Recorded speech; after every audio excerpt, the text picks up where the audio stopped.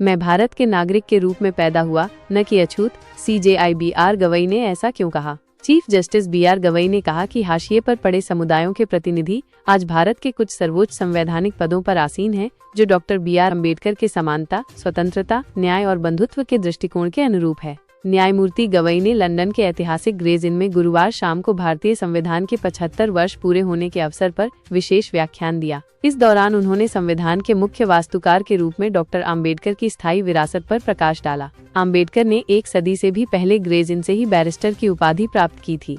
Chief justice Gavai ने कहा कि आधुनिक इतिहास के सबसे महान विधि विशेषज्ञों में से एक डॉक्टर अम्बेडकर की विरासत पर विचार करना उनके लिए अविश्वसनीय रूप से भावनात्मक क्षण है। उन्होंने कहा कि उनके खुद के करियर में भी इनका गहरा असर रहा है।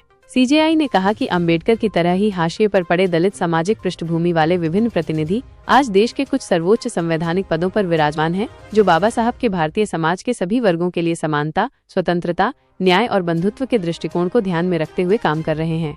अपने जन्म और अम्बेडकर को लेकर क्या बोले? CJI गवई ने कहा, मैं 1960 में पैदा हुआ था। डॉक्टर अम्बेडकर के हमें छोड़कर जाने के लगभग 4 साल बाद मैं भारत के नागरिक के रूप में पैदा हुआ, न कि अछूत के रूप में। मेरे घर में डॉक्टर अम्बेडकर की उपस्थिति हमेशा महसूस की जाती थी। छोटी उम्र से ही मैं उनकी हिम्मत, बुद्धिमत्ता और समानता से जुड़ी कहानियां सुनता था। ये कहानियां मेरे मूल्यों, दृष्टिकोण और उद्देश्य का हिस्सा बन गईं। उन्होंने कहा कि डॉक्टर अम्बेडकर का एक ऐसे समाज का दृष्टिकोण रहा जहां हर नागरिक को संवैधानिक लाभ मिले। ये न्यायपालिका, विधायिका और कार्यकारी कार्रवाइयों से धीरे धीरे साकार हुआ है। उन्होंने कहा, यह गर्व की बात है कि पिछले 75 वर्षों में देश ने 2 महिला राष्ट्रपतियों को देखा है। अब हमारे पास एक ऐसी महिला राष्ट्रपति द्रौपदी मुर्मू है, जो समाज के सबसे हाशिए पर रहने वाले आदिवासी क्षेत्रों का प्रतिनिधित्व करती हैं।